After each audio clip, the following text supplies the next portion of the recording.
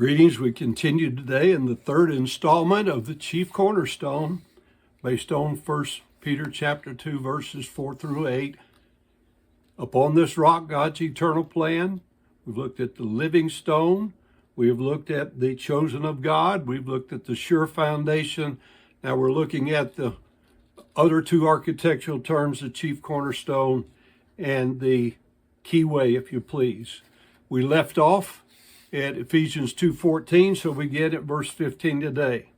Having abolished in his flesh the enmity, even the law of commandments contained in ordinances, for to make in himself of twain or two one new man, so making peace, and that he might reconcile both unto God in one body by the cross, having slain the enmity thereby, and came and preached peace to you that were afar off, and to them that were nigh.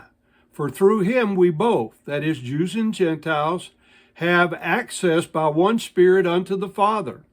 Now therefore you are no more strangers and foreigners, but fellow citizens with the saints, and of the household of God. And verse 20 says, and are built upon the foundation of the apostles and prophets, Jesus Christ himself being the chief cornerstone, in whom all the building fitly framed together groweth unto a holy temple in God, in whom also you are builded together for a foundation of God through the Spirit. Jesus Christ is plainly stated to be the foundation for this building. The first row of fundamental stones in the building upon this foundation is stated to be the apostles. Even today, Jesus Christ is building up, edifying his church as he promised in Matthew 16:18, by the addition of believers who have obediently yield themselves to become living stones in his building. This body of believers in Christ must be fitly framed together to grow as a holy temple in the Lord if we're to be a habitation of God, which he desires us to be. Only those buildings, and there are multiple New Testament references to a plurality of churches, plural, and not one universal church, where Jesus Christ is not only the foundation, but where Jesus also occupies the upper cornerstone place of prominence to bind us by hearing and doing whatsoever he has commanded. Only those are churches truly pleasing to Christ and to God. So not only has Jesus Christ been placed as the chief cornerstone, he has been placed as the keystone of the doorway by God. Without Jesus, there would not be a doorway by which man could enter into the presence of the eternal holy God. The keystone was the odd-shaped piece of stone which held the arched opening in its place.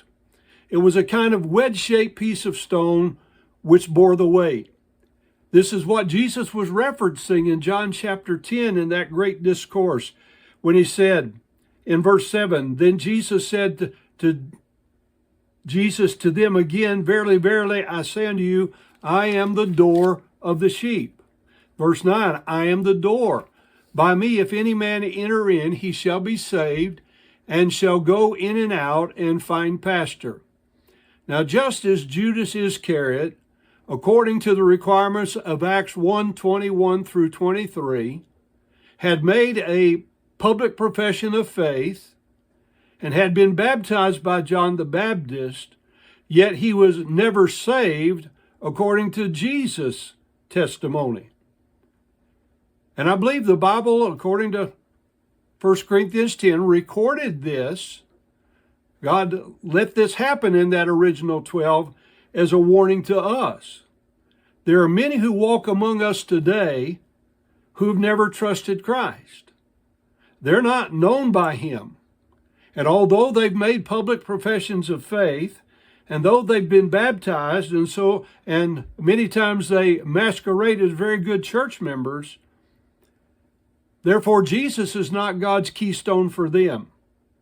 He's not the foundation that they're building upon, and he's not the chief cornerstone directing their service. God's future judgment will reveal these facts.